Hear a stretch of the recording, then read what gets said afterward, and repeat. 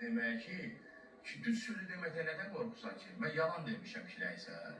Sən heç vaxt yalan demirsən. Sən bəzən yalan bəlkə deyərsən kimisə bəladan qurtarmaq üçün, onun xalq gözündən düşməmək üçün. Mən bunları bilirəm, dəfələrlə də bunu eləmişəm. Və Leyla, Manafın danışığında gördüyün nədir? Dedi, bugün toy sahibləri falan. Bilirəm, sənin də bir ağırlı yerin var. Bugünləri Leylanın getdiyi qalarar o qədər də böyük qalarar deyil.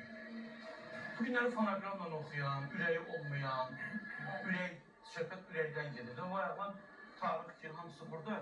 Elə bir tüzgü axtarsın burada, din atın. Neyse, Çaşqan buradadır. Yox, o qalsın, niyə götürürsən ki? Ayda qoy düşdüğünde Çaşqandır. Ha, nə olar, başına dönüm. Bu günləri Manav, Zakir mənim, bugün mən demirəm, Allah hamının ruhsunu versin. Fonogram oxuyan, efirdə bütün günü qalmaqallarla olan istədiyi qiyməti ala bilirlər. Amma sənətdə bu iki xanım da var da, sənət var, səliqə səxman var. Ailə içindən çıxarılası insandır. Pul məsələsi gələndə Leyla, nəsə görürəm ki, Vəfa xanım biraz da deyir ki, narazçılıq edir. Nədəndir? Zamanədəndir?